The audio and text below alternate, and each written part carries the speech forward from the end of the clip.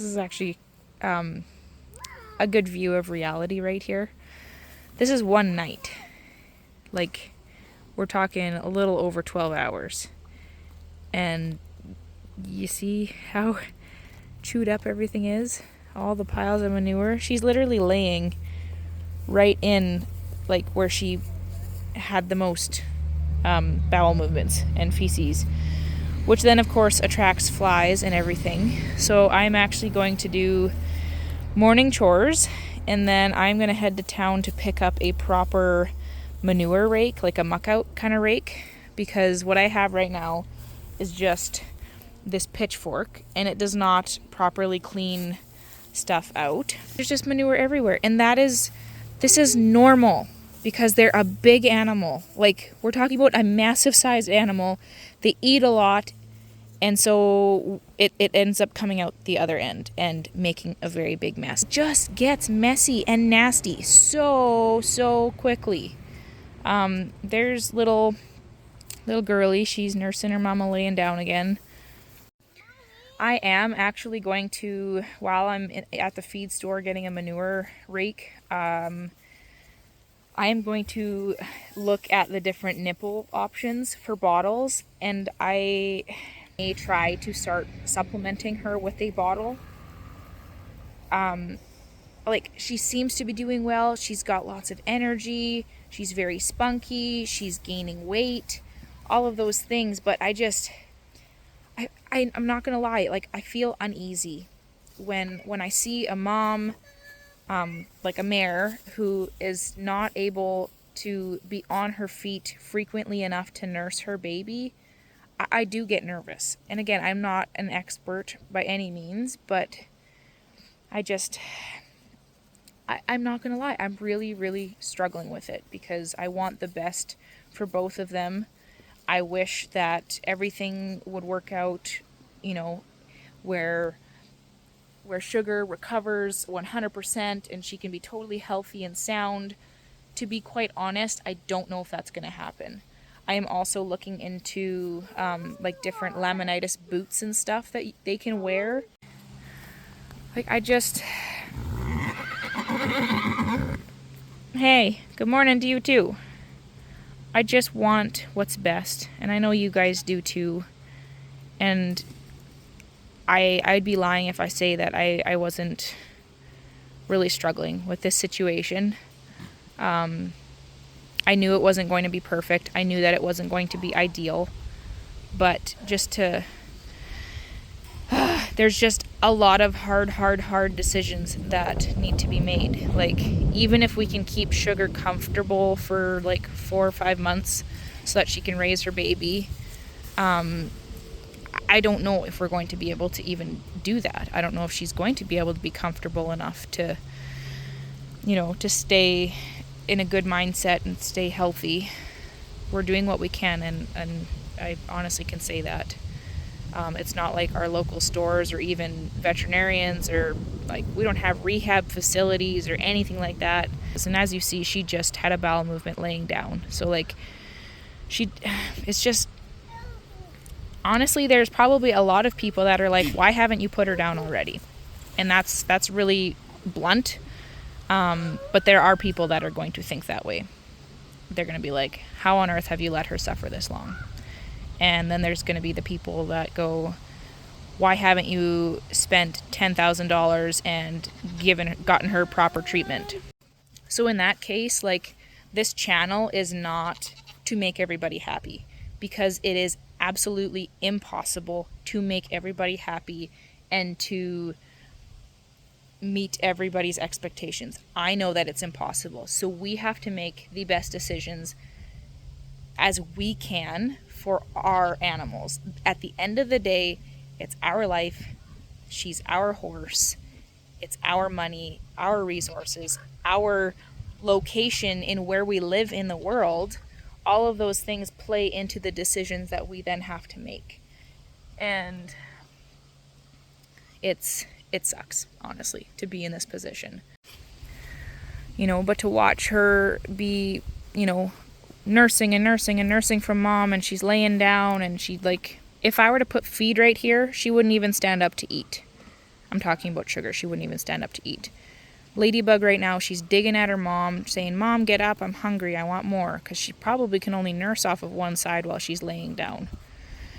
And guys, this is the reality of it. There's honestly no quick fix for this. There's just not. It is a tricky situation, and I don't know. I'm open to ideas of like, what's your guys' experience? And I'm asking those of you who have had experience. I'm not asking people for their opinions. I'm asking for respectful advice and say, hey, you know what? Yeah, I did this and this and this, and it actually worked really well, and we had a really good outcome. That's what I would appreciate in this moment. I see there she gets to nurse the other side now because she finally stretched out. Again, we're not going to be making decisions just based off of what people's opinions are. We're making decisions off of what we see firsthand. Obviously, I try to share the real with you. I try to share all of this with you, but you guys can only see so much in, a 15-minute or 30-minute video, even an hour video. Like, you're not, unfortunately, you guys aren't able to see everything firsthand, so it is my job to try the best that I can to give you an accurate picture of what's happening. And I hope that this makes sense, as heartbreaking as it is. I hope that I can do a good job in showing you what's happening and what's going on. Yeah. And for those of you who have experience with laminitis and founder or extreme cases, what's something that's worked? I've been doing a ton of research. I was up till midnight last night watching other YouTube videos, reading different studies, looking up different products. But at the end of the day, you could spend, and again, like, I don't want to just make it only about money, but it is something that I've learned over the years, even just with my own personal health stuff, is that you can spend thousands upon thousands upon thousands of dollars on supplements and try this and try this product, only to have them maybe help a little bit with the symptoms, but never actually providing a cure. There's never going to be a cure for the issue that Sugar has. It's more of a, how do we manage her symptoms so she can have quality of life? And if we can't do that, if we can't give her good quality of life, then we really have to ask the question, are we willing to let her suffer and be in pain? And this is just a yucky conversation to have, because not everyone understands it. But I do want to try to be as honest as I can with you about this situation.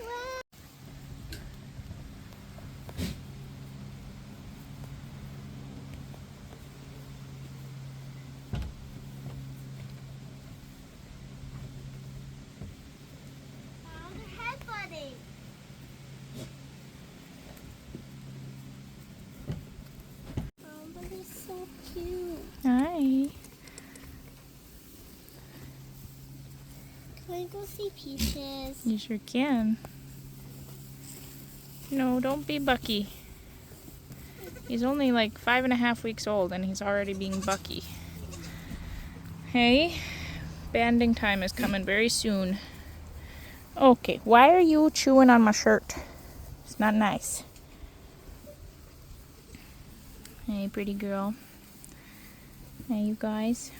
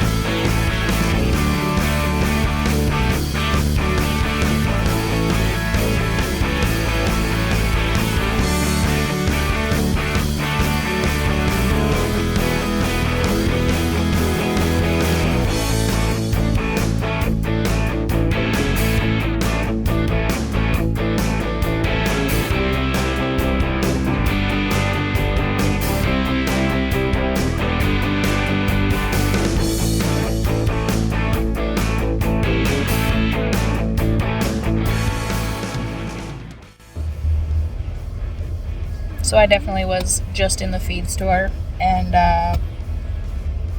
I wanted to get a manure rake because I need to be able to clean out the little pen that Sugar and Ladybug are in.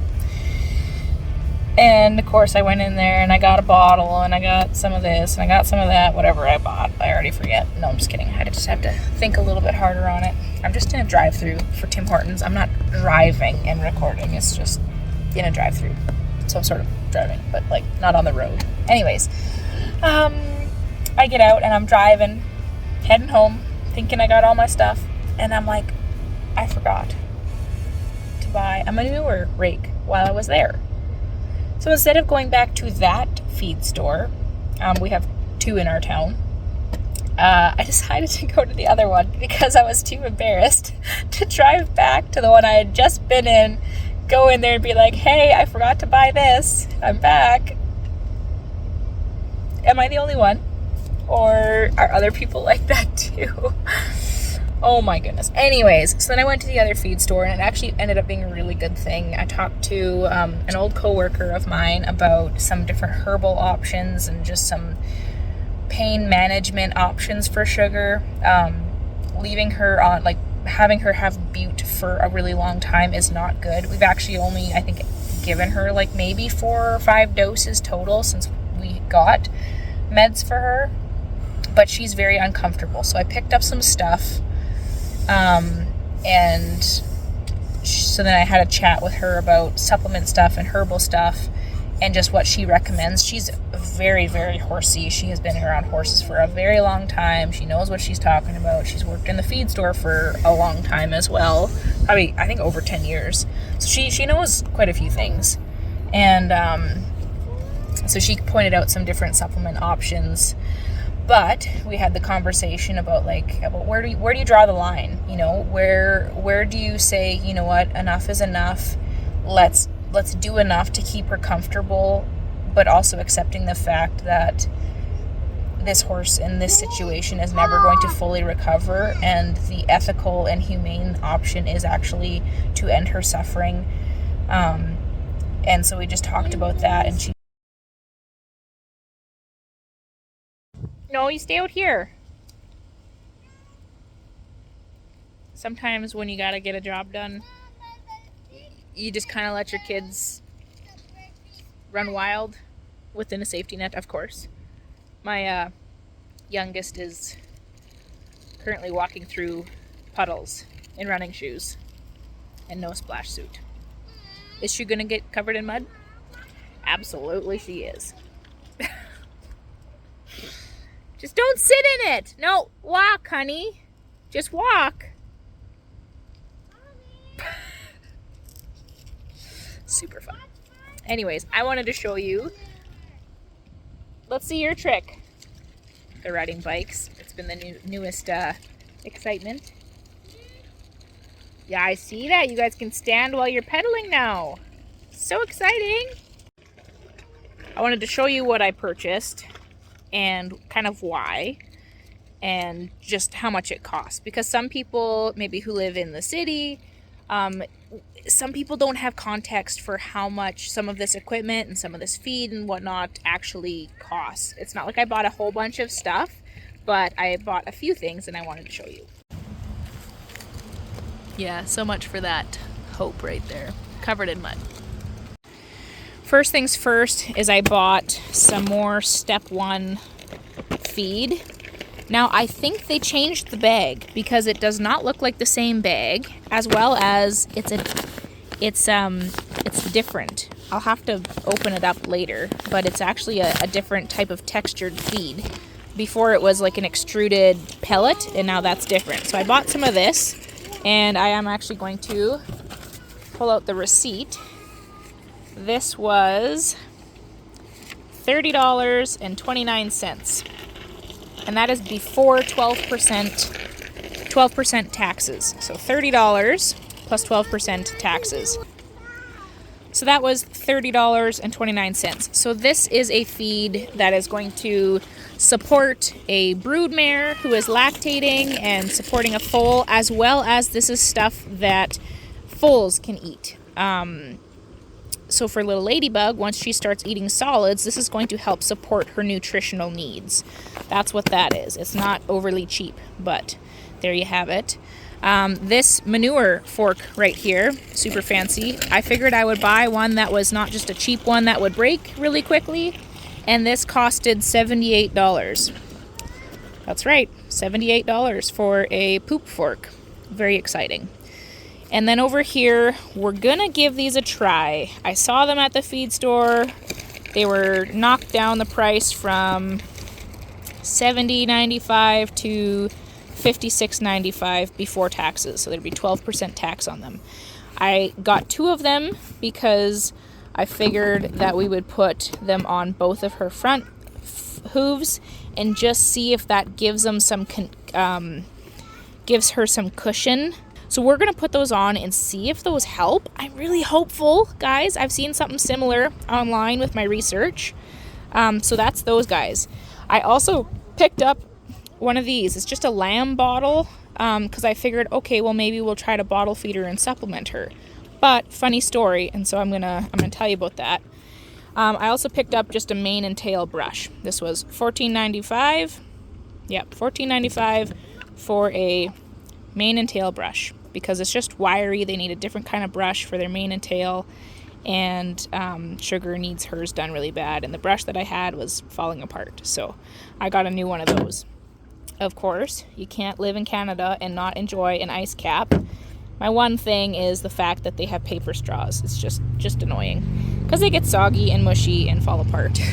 And then we have this, and you're going to be like, what on earth is in that bag? Trust me, it's not what you think it is. The lady at the feed store was super kind to me, and she gave me the rundown of all different types of supplements, things that could help Sugar, things that could also help Breeze, because Breeze, I'm pretty sure she's got heaves, which is just a kind of like a lung problem, an inflammation problem with her respiratory system. So this is magnesium oxide. I will try to post a picture of what this product looks like for like the container. And she said this may also help with Sugar as well, being foundered or having laminitis. And so that's what's in this bag. I've got the instructions of how much to give her. I'm going to try that. This did not cost me anything because she just wanted me to be able to try that. So that was really, really thoughtful of her. So there you have it. I got to do the tally of what the grand total would be. So all of the products that I just showed you, I would love to hear your guess of how much that costs after I just told you what that would all cost. The total for that purchase was $266.60 Canadian dollars. So I might do a few conversions of some of the countries that I know like people have been watching from, just so you know like in your currency what the equivalent would be, or you can do the conversion yourself. $266.60, and that's for some feed, some boots, a manure rake, and so the bag of feed, I already said that, the lamb bottle, as well as, no, I think that was it. The boots, the feed, the rake, and a lamb bottle. And of course, we're not going to speak of the ice cap. This was probably about $4. $4.50 I think is usually what they cost. So there you have it. That's my purchase for our mare this morning. And that's not even touching on, I'm going to do some more research on supplements, see what might be the best way to go. In the meantime, I'm going to get to work and clean out this pen because in less than 24 hours, it is disgusting already. And of course, Sugar decides to lay down in the manure instead of finding a clean spot to lay down, which is, they're animals. I mean, if we're going to argue that, oh, they're just like people, they're really not. Animals are animals. There is a big difference. I would not lay down in a pile of my own feces. However, a horse, it doesn't seem to bother them. There is the option to lay somewhere clean, but she chooses not to. So I'm going to get things cleaned up in here, and I'll show you the process. There we have it. We got our nice, clean blue manure fork and a wheelbarrow. That's kind of falling apart. But hey, do what you got. Do with what you got. So we've got a big pile over here we're going to deal with. And some more piles over here. And we're gonna clean up all this mess and all of this. We're gonna see if we can get this looking nice and taken care of. Take out all the old hay that she's been trampling on. Oh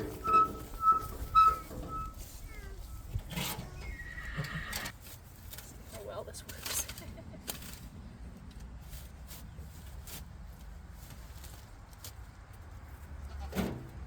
What do we use this for that, Bob?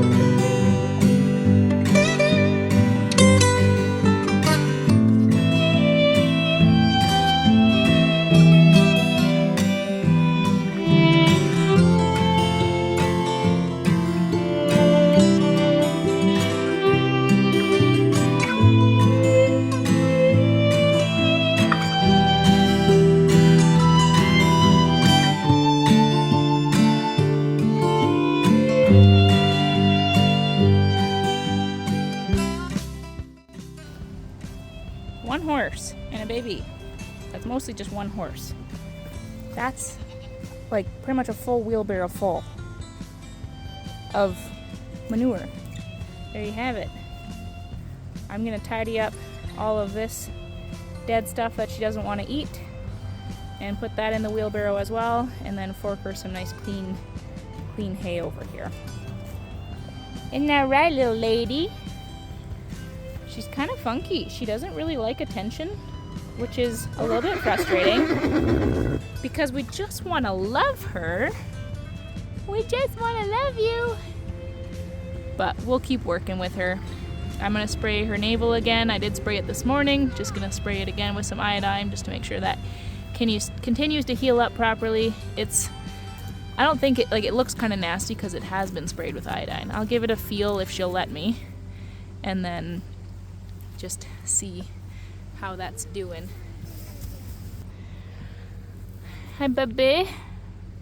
This is her udder, how things are looking post baby. And then up here might be a fun check. She's still a little bit jiggly. I think they're a little bit jiggly for a little while after having a baby, but not near so as she was before she had Sweet Girl. Hi, lady. She's definitely very, very reddish. She's gorgeous. Hey, Sweet Girl. You're so cute. Gets your pen all nice and cleaned up. At least you picked a good spot to lay down. It's nice and clean right there. And yeah, doing really well. So I'm gonna get this manure out of here, finish my cleanup. As I figured, we get lots of nice shade when the day is hot, so that's good. Right now she's choosing to lay down over here, but she could, if she wanted to, lay down over here where there's more shade. I'm gonna clean off the top. I know I always said I was gonna do it beforehand. I just pushed the tin out of the way where she wouldn't get hurt, and so I'm gonna take off some of the junk off of there and clean this up. I did forget to buy a hay net, so that's one thing that I will have to look for the next time I'm in the store.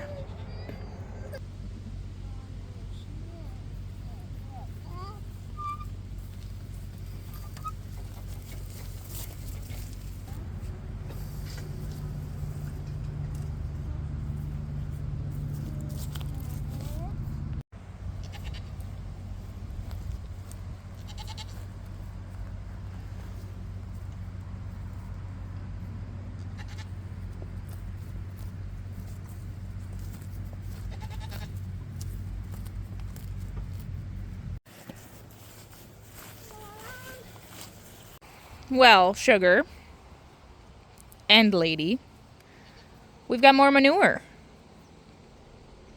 It's perfect. I just cleaned it out, but it's okay. I'll clean it up again.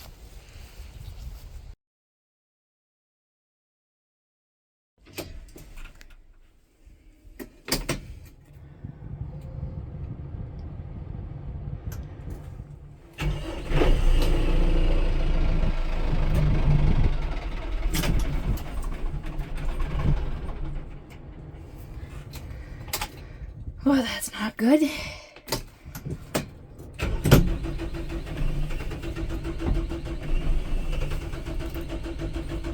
Oh, come on. I guess that's not happening today. So I wanted to use the tractor to get into this bale because the way that I've picked it apart, if you don't make sure that it's all even. I don't know how to explain this properly. Round bales are round, so they are baled in a spiral, and so there's a core at the center, and then it wraps it around kind of like a ball of yarn, except for it's not all one length. So what you want and need to do is strip it at all the same level all the way to the bottom. However, this particular bale has really, really long grass stalks in it. And boy, oh boy, I just have struggled to get it stripped down properly. And so now we've just got like strands I can pull out. You hungry? I'm going to be picky. Picky? You don't want it. But like to dig in there with the pitchfork, it's just not really working. So I was hoping to get the tractor to come, and I was going to kind of push this core in further, and then hopefully this side, which is where the rotten bottom was, because it was laying on its side. So the bottom usually rots. And I tried to peel off as much as I could, but now we've got like this massive mound. Anybody who has pitchfork fed off of a round bale probably understands this struggle, and it is horrible and annoying. And anyway, I was trying to fix it with the tractor, but the tractor needs a boost, so that will be fun. So I'll just pull what I can off of it for now until my hubby can come out and help, I guess.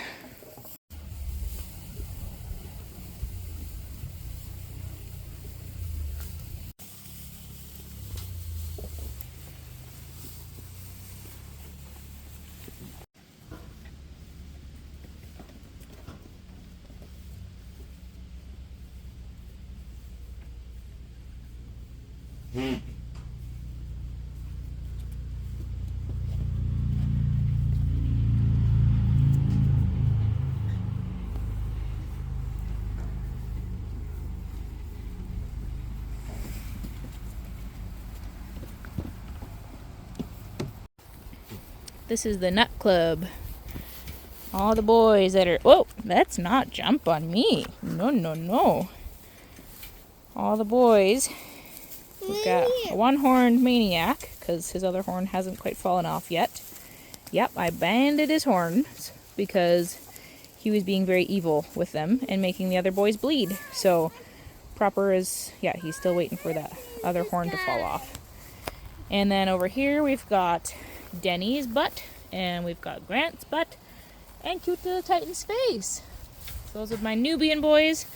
And then Proper is a Nigerian dwarf, and he is waiting to go to a new home. They're incredibly difficult to sell this year, so that's been a struggle. But that's who's in this pen right now. They're probably like my favorite type of summer evenings, are where the sun is just warm. Like there's that golden hour glow, which I wouldn't quite say that we're at golden hour yet, but there's just that glow, and the temperatures have dropped enough where like you can actually work and do stuff comfortably, and the soft summer breeze. There's a bit of like wind that's whipping through the leaves, and that's my favorite. I just love that.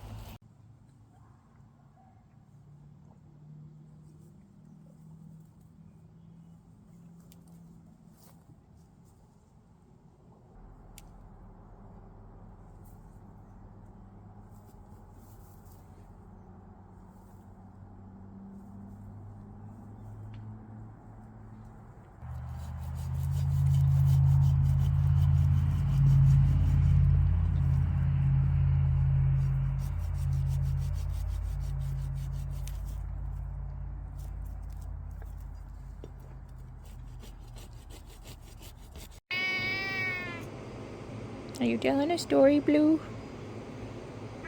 Hey? This is barn cats for you. They want to be fed, but they don't really want to be snuggled. Oh, there we go. He's not wild. He just would rather be left alone. Spike, you like to be scratched and pet, though, don't ya? That's a good boy. You're so handsome. Yeah. Oh, big stretches. It is a gorgeous night. This is about the best view I get of the sunset. So sometimes I walk out to the road and come soak it in, because our place is covered with trees. Just beautiful. And here's our garden, or the weeds that we're trying to grow. This here is the strawberry patch. We're finally starting to get some that are, actually this one's probably ripe now. I need to find a trick for keeping them out of the dirt. And we've got the tiniest little corn patch. I had to reseed because only the tall ones that you see are the ones that came up. But it looks like a bunch of the ones that I replanted came up, so that's good. Got a little row of beans. These guys are. And then 3 spaghetti squash plants. Some potatoes. Ooh, and a kitty. Got a bunch of onions, and of course a kitty cat. Hey, get out of the carrots! Psst, psst. A few very measly carrots decided that they were going to sprout, but not very many of them, so I probably could try to reseed, just because we can harvest those probably into late September. And then 3 rows of bush peas. So I'm not planning to fence them. I'm just planning to let them be wild and crazy. They're not supposed to get very tall, so we'll just leave those guys be. And then I've got a few lonely broccoli plants. The sunflowers are really starting to take off, and beside them I planted, ooh, what is this? A weed? Looks like that. No, that's a sunflower. I planted cucumbers because the idea was that maybe the cucumber plants could climb the sunflowers, was kind of the idea. We'll see if it actually works or not, but that's what's happening right there. Oh, and a kitty again. We'll see what grows amidst the cats. And then we've got our blooming raspberry bushes. Are you coming to walk with me, Spike? Come on. Yeah, come on, kitty.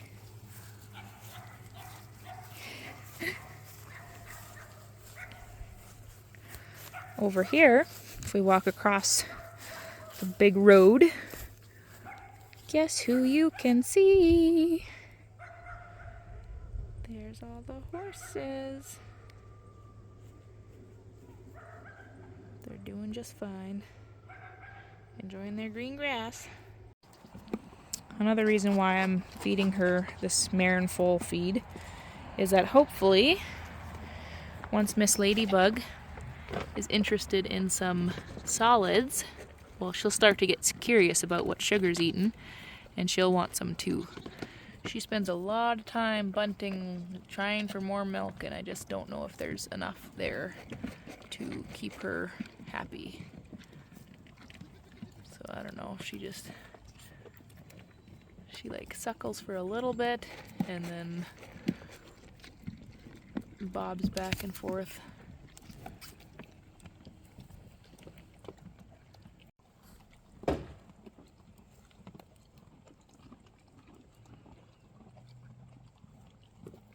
Oh, whoopsie. Good night, little lady. See you in the morning. You gonna come say hi again? She's been super standoffish lately.